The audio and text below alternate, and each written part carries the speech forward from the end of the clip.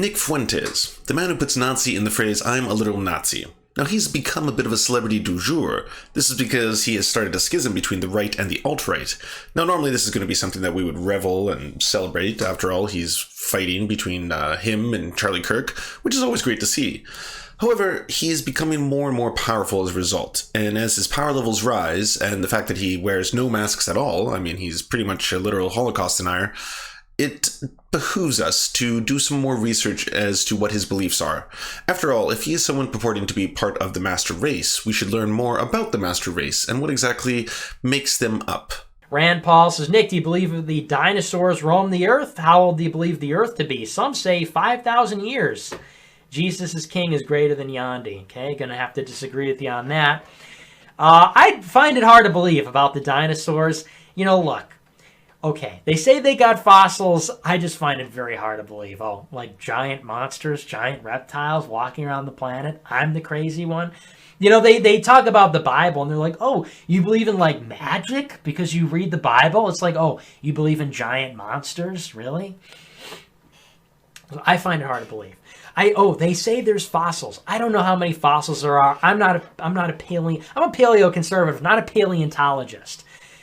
And I don't know how legit that is or not, but I find it really hard to believe that, there's these like giant man-eating, I guess they didn't live with people, but there's these giant carnivorous lizards just eating things, and I don't know. It seems like a stretch to me. You know, and all these other prehistoric creatures, you know, let's call all the BS out. These giant fish and giant, you know, insects and giant birds and giant everything. What? That's retarded. That doesn't make any sense to me. And how old is the Earth? I don't know. Let's check out the 10 largest living birds in the world. The wandering albatross, quite large, 8.3 to 11 feet. The mute swan, also quite large. Dalmatian pelicans. Number 1. Yes, the ostrich, the largest living bird in the world. An adult ostrich weighs up to 150 kilograms and has a maximum height of 6 feet. Giant birds roaming the earth. Now, the 6th largest fish species. Number 6, the great white shark, 6.4 meters, 21 feet, giant fish. Number 5, the beluga, a sturgeon, 7.2 meters. I mean, based on this picture, you can see it's quite large in size, Number 4, the Greenland shark. Number 3, the basking shark, all sharks. Number 2, the giant oarfish. And oh my, look at this, a giant creature. I mean, this could be made up. I'm not a paleoconservative, but I'm pretty sure that this could be doctored. I mean, these could very well not exist. Number 1, the whale shark, the largest fish in the world. And there, for reference, this is a human, just so we can see the comparison between, the fish itself and the human. And giant monster. I would describe this as a giant monster that exists now. We don't have to go thousands of years in the past. It's real and it's alive today. Now, there's different forms of creationism. They take different incarnations, and of course, the one he's referencing here is called young Earth creationism. It's a form of creationism which holds as a certain tenet that the Earth and its life forms were created in their present forms by supernatural acts of a deity between approximately 6,000 and 10,000 years ago. In its most widespread version, Yak is based on the religious belief in the inerrancy of certain literal interpretations of the book of Genesis. And inerrancy is basically it's the act of believing that the Bible is literal and that it's infallible and that you should actually take it completely seriously. That's what makes a lot of this interesting, because modern day, let's say, theists, or even people who are very devoutly Christian or Islamic or religious, typically don't still take the Bible literally.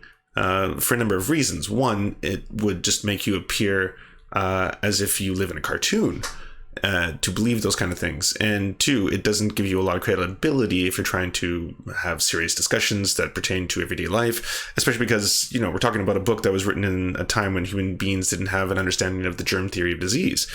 So the fact that Nick Fuentes believes this is quite interesting. And again, goes back to our discussion of both him and the master race. And specifically when it comes to his discussion of how he's not a paleontologist. It definitely was hearkening to the God of Gaps theory, in which that it doesn't matter how many fossils there are.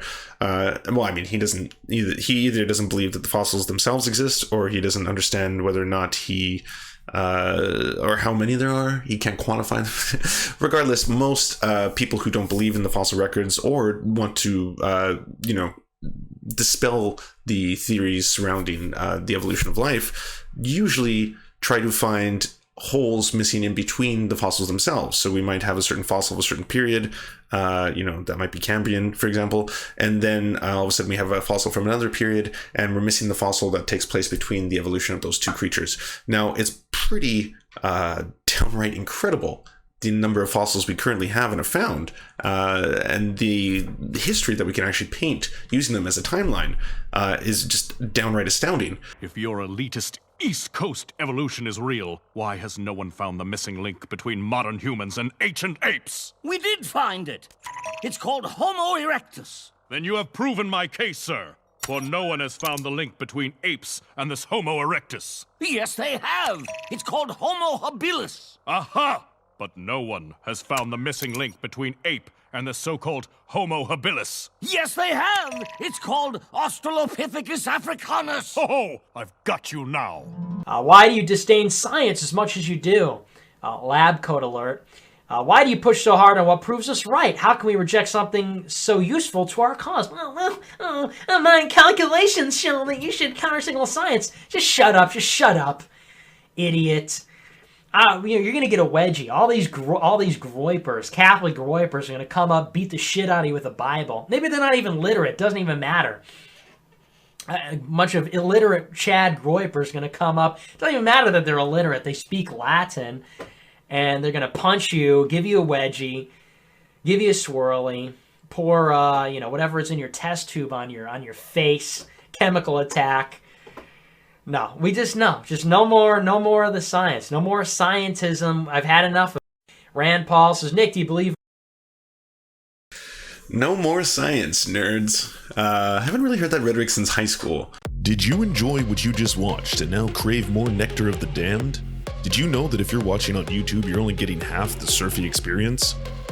We upload all of our content commercial and censorship free to our Patreon.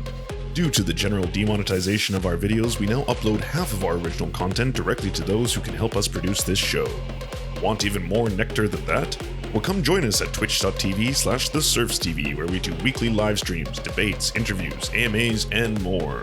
If you're an Amazon Prime member, you can help support our show 100% free by subscribing to our Twitch channel. So come join us, be merry, and know that your support is helping us do great things. Like pay rent and eat. Hearing that a guy talked to a burning bush doesn't prove anything other than that he might be crazy or took some really great magic mushrooms. We would first and foremost like to thank our god, Nicholas Marks, we worship at your temple. We would like to thank our monarch, Elsie Hupp. Your generosity has made this entire thing possible. We would like to thank our lords, Ricky Pilgrim, I'm Raft, and Michaela Schmidt. You are the pillars of our organization.